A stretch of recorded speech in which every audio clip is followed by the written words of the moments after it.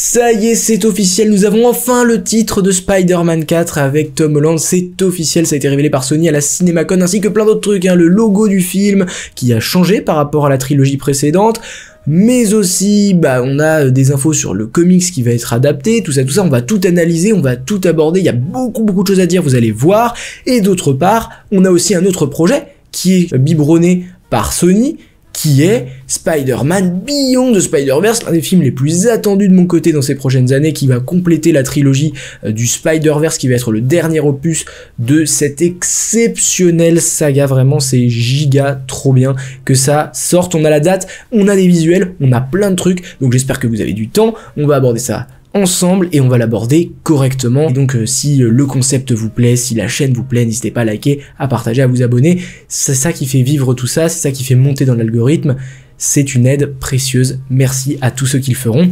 Et commençons sans plus attendre avec tout ce qui nous a été révélé par Sony au CinemaCon, il y a pas mal de trucs. Donc commençons avec Spider-Man 4, parce qu'il y a énormément de révélations qu'on a eues, et ensuite on parlera de Beyond the Spider-Verse dans un second temps.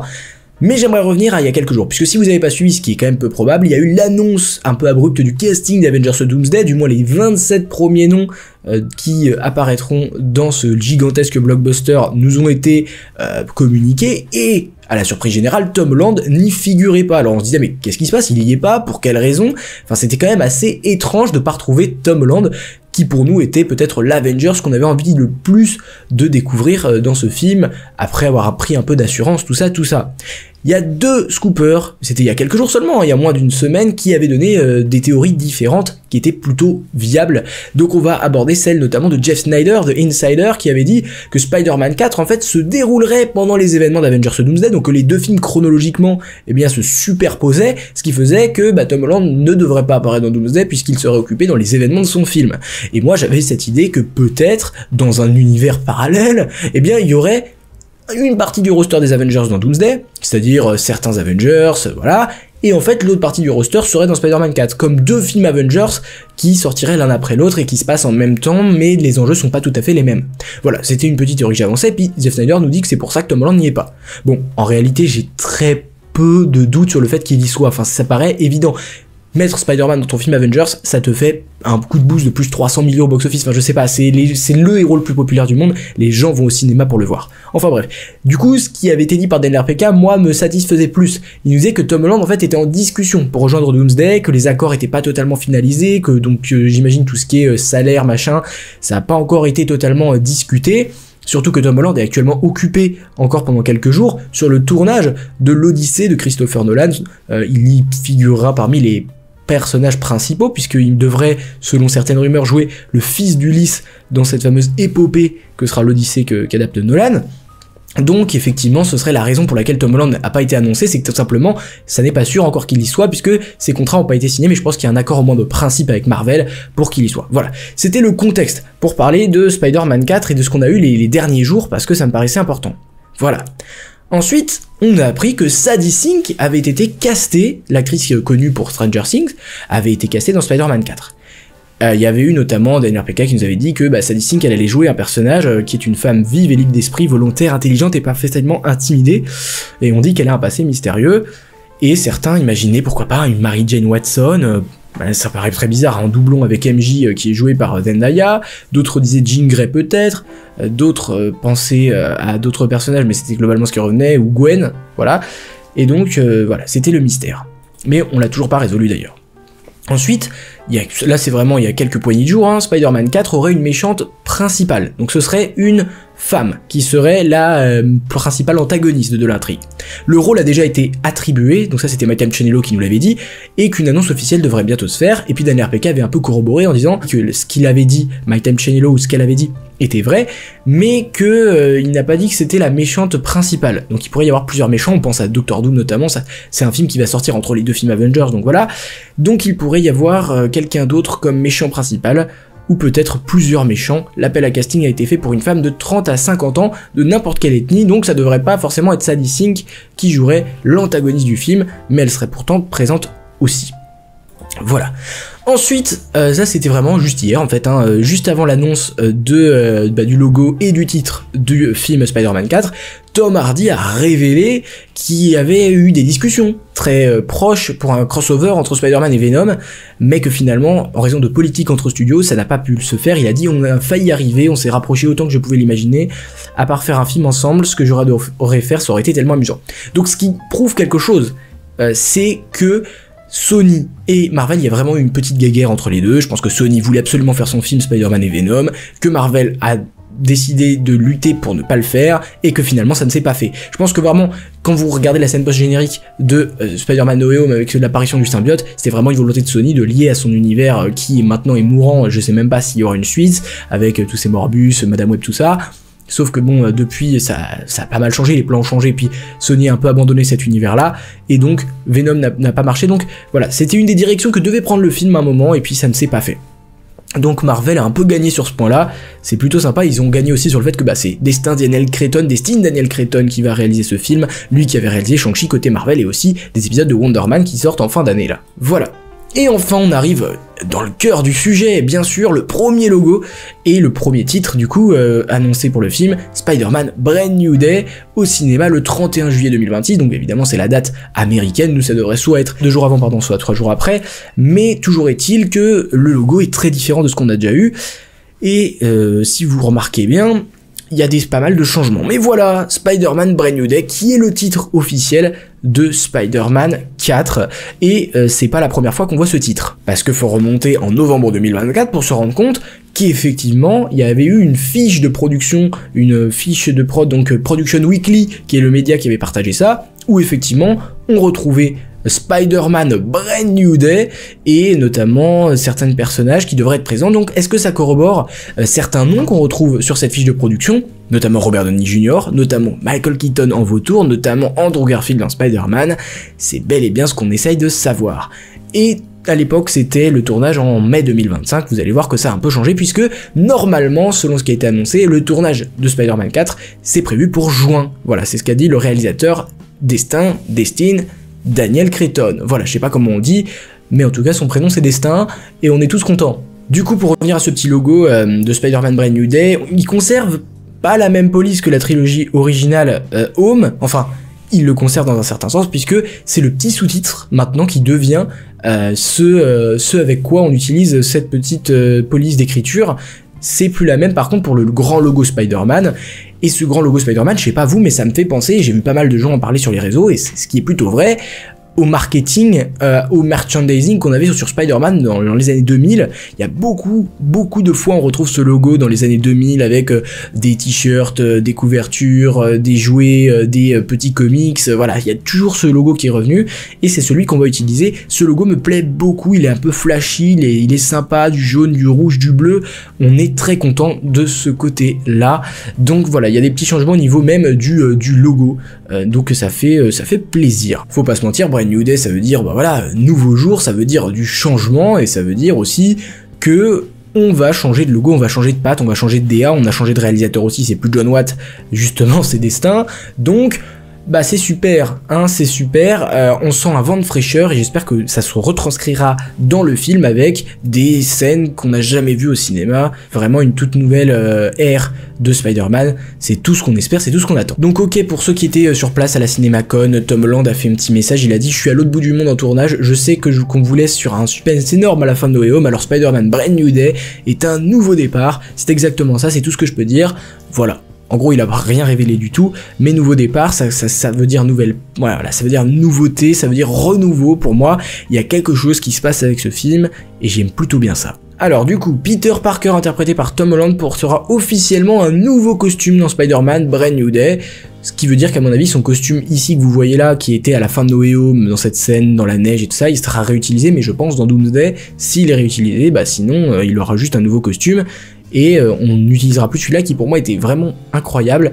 Je trouve ça dommage si vraiment on l'exploite pas, mais ça sera à déterminer, à voir dans quel film il est utilisé, comment est-ce qu'il va revenir dans le futur. Ce serait trop bien parce que vraiment ce costume, j'ai vraiment beaucoup d'affection. pour lui il fait très comics accurate, donc je suis content. Ensuite, Destin, justement, notre petit Destin qui a réalisé Shang-Chi, qui était un film, je trouve, vachement bien réalisé. Alors après, niveau scénario, on peut dire plein de choses, mais je trouve au niveau de la réalisation, des scènes de combat notamment, avec les chorés et tout ça, c'était vraiment stylé. Et il a dit sur Brand New Day, je passe mon temps à explorer la prochaine étape de ce personnage incroyable avec une équipe d'artistes parmi les plus talentueux au monde. Chaque jour, nous plongeons avec enthousiasme dans les moindres détails du costume, la manière de se balancer, la création d'un événement, d'une histoire émotive et d'une expérience que nous n'avons encore jamais vraiment vue. C'est ça. Alors, ils disent tout le temps ça. Dans les films Marvel, que n'importe lequel de ces films, ils disent vous avez jamais vu ça, c'est tout nouveau et tout, mais il y a vraiment que 2 fois où je l'ai cru. Ici, parce qu'il y a une nouvelle DA, il y a un nouveau logo, il y a une volonté d'être un renouveau, c'est clairement affiché, et aussi pour les 4 Fantastiques First Steps. Les 4 Fantastiques, premier pas qui va sortir là cette année, j'avais vraiment la même impression quand ils en parlaient avant qu'on ait quelque image que ce soit, ni même avant le tournage. Le réalisateur Matt Shakman nous disait je veux faire du nouveau, quelque chose qu'on n'a jamais vu, un vent frais, je veux vous proposer une expérience toute particulière, et on le voit à travers le trailer, un univers rétro-futuriste, peut-être un ennemi surpuissant, tout ça, c'est des choses qu'on n'a pas forcément l'habitude de découvrir, et du coup ça faisait que j'y croyais. Et là pareil, j'y crois aussi, notamment le changement de réalisateur qui me paraît être une très très bonne nouvelle pour insuffler à ce long métrage, ouais, vraiment une envie qui n'avait pas, je trouve, été exacerbé dans No Way Home et avant, au niveau surtout de la réal, vraiment. Et ensuite, passons à Ned qui devrait revenir, Jacob Batalon devrait reprendre son rôle dans Spider-Man Brand New Day, ce qui n'est pas surprenant du tout. Après, j'aime pas spécialement ce personnage, hein, vraiment, surtout que bon, il devient sorcier en 2 claquements de doigts alors que Strange doit pratiquement crever pour ouvrir un portail. C'était facilité scénaristique man du précédent. Sinon, je l'apprécie plutôt bien dans sa globalité, mais ouais, c'est facilité scénaristique man, du coup j'ai un peu plus de mal, surtout qu'il sert un peu à rien maintenant, enfin je sais pas, à voir comment ils vont l'exploiter, mais ça reste compliqué. Ensuite, quel comics va être adapté? Alors, on peut revenir sur les comics Brand New Day, hein, pour le coup, qui font suite à l'arc donc One More Day. L'univers de Spider-Man est réinitialisé, un petit peu comme ce qu'on a à la fin de No Way Home. Son mariage avec Mary Jane est effacé, son identité secrète oubliée de tous, y compris ceux qui le connaissent, et Harry Osborn réapparaît vivant après des années. Bon bref, il y a des trucs qui se passent. Peter Parker revient à une vie simple, il vit chez Tante May, utilise à nouveau ses lance-toiles mécaniques et cherche un emploi stable. Pour moi, c'est parfait pour adapter une suite à ce qu'on a dans No Way Home.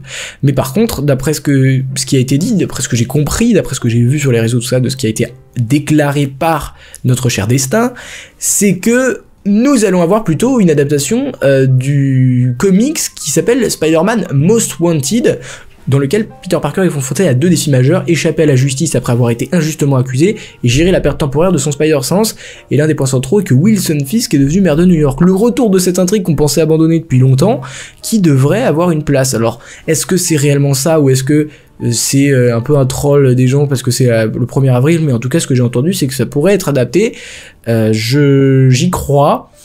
Un mélange des deux pourrait être pas mal. Honnêtement, un mélange des deux, ça me ferait un peu kiffer. On est d'accord, je pense, tous ensemble à se dire que Wilson Fisk, on aimerait quand même le voir un moment méchant d'un film Spider-Man, que ce soit celui-là ou celui d'après.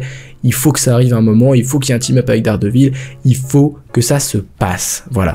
Et du coup, là, si vraiment ça arrive là, Marvel aura totalement gagné cette course à Spider-Man 4 entre multiversel, entre terre à terre, entre grounded, etc. Ils auront réussi vraiment à imposer leur vision, ce qui va être sympa à voir, en fait, sympa à déterminer. Et voilà, je voulais aussi montrer ça quand même, 3 massifs films du MCU qui arrivent sur une période de 1 an. On peut même ajouter les 4 Fantastiques en juillet 2025. Ça fait quand même une phase 6 qui a de la gueule, avec 2 films Avengers, un film Spider-Man, un film Les 4 Fantastiques et un autre film, on sait pas trop ce que ce sera. Est-ce que ce sera Shang-Chi 2, est-ce que ce sera un World War Hulk, est-ce que ce sera quelque chose comme ça. Ça a vraiment, en tout cas, je dis pas que les films seront bons, hein. Je dis juste que sur le papier ça fait rêver, hein. Voilà, on va pas se mentir, sur le papier ça fait rêver, mais est-ce que ils y arriveront? C'est à la fois tout ce qu'on peut leur souhaiter et à la fois une attente légitime de notre part. Voilà. Mais bref, on est sur une année à partir de 2026, une année qui va être folle, et pas que côté Marvel, hein. On a les nouveaux films de Spielberg, de Nolan, on a je sais pas, on a plein de trucs, et ça va être vraiment une année folle. Mais voilà. Et revenons sur du coup Beyond the Spider-Verse qui arrive le 4 juin 2027 au cinéma, alors qu'on attendait maintenant, on attendait même plus 2027, on attendait 2028, lui qui devait sortir, qui était censé avoir été développé en même temps que Cross et qui devait sortir un an après, soit en 2024. On l'a toujours pas vu venir, le projet a été retardé, voilà, il y a eu des, il me semble, des changements dans l'équipe créative, tout ça, ça a pas avancé très très vite, mais ça a l'air de se décanter maintenant et ils pourront arriver au cinéma en 2027. Sachant que, d'après ce que j'ai compris, ce film aurait pu être prêt en 2026, mais comme ils voulaient pas sortir 2 films Spider-Man en même temps, ils ont décidé de décaler Beyond the Spider-Verse pour l'année d'après et pour avoir 2 films Spider-Man en 2 ans. Ça devrait arriver à la fenêtre du 4 juin 2027. Voilà. Bah écoutez, j'ai très très hâte, surtout que Cross Spider-Verse c'est vraiment peut-être mon film hors Infinity War, mon film, tout ce qui est comic book movie préféré. Vraiment, il est grunge, il a plein de côtés animation, tout ça, il a plein d'univers à montrer, il a un personnage super attachant, un twist génial, une BO qui est exceptionnelle, on a une aventure gigantesque, massive, et c'est très très très très cool de le retrouver, Miles Morales, en 2027, et d'avoir cette conclusion, et ça va, voilà, la hype va monter progressivement. Je suis trop content que ça arrive, et à la fois je suis trop content que ça soit dans longtemps, comme ça on a encore un peu de Spider-Verse, parce que pour le rappeler c'est quand même la dernière pierre à cette trilogie, voilà. Et puis pour tout ce qui est détails, Beyond the Spider-Verse sortira donc 4 juin 2027, il est décrit comme un final massif, il aura une animation entièrement nouvelle, il reprend immédiatement après le 2e film, il sera plus grand et plus audacieux que les 2 films précédents, j'ai envie de dire tant mieux, j'ai envie de dire heureusement, et du coup toute l'équipe travaille sur des nouvelles techniques d'animation, et justement les images que je vous passe depuis tout à l'heure là, que ce soit celle-là, ce sont des vrais concept art, des vraies images qui ont été révélées, donc c'est des vraies images du film pour le coup. Alors est-ce que ce seront des images utilisées ou des concept art vraiment primaires à la pré-production, ça j'avoue je peux pas vous dire tout de suite, mais c'est magnifique, hein, que ce soit là donc le variant de Miles Morales où il se retrouve à la fin du film qui est devenu le rôdeur, voilà, ou cette image qui est aussi très très belle. Et on a aussi d'autres images comme celle-ci avec un Miles ici, une Gwen au milieu de bateaux comme ça dans un univers qui a l'air d'être, c'est même pas en 2D, hein, c'est du papier en fait qui a l'air d'être animé. Voilà, ça a l'air exceptionnel une nouvelle fois. Et là, Miles contre son variant, contre sa version alternative d'un autre univers. J'ai rien d'autre à vous dire de mieux que c'est trop génial quoi. C'est trop génial, vraiment.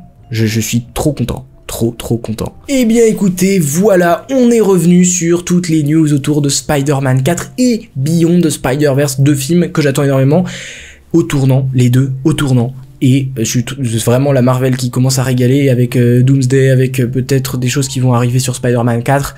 On est servi sur un plateau ces derniers temps. Cette vidéo est terminée, j'espère qu'elle vous aura plu. Faites tout le tutti quanti que demandent des youtubeurs, voilà, parce que ça fait toujours plaisir. Et abonnez-vous si vraiment vous aimez mon contenu. Parfois on oublie de le faire, même moi, tu vois, des fois je regarde des chaînes, je dis ah bah j'étais pas abonné, bah si c'est le cas faites-le, et on s'embarque ensemble pour cette aventure et pour parler de Spider-Man 4 et Beyond the Spider-Verse et Avengers et tout ça jusqu'à leur sortie pour kiffer tous ensemble. Voilà, bonne soirée à vous et n'oubliez jamais, Subscribers, rassemblement.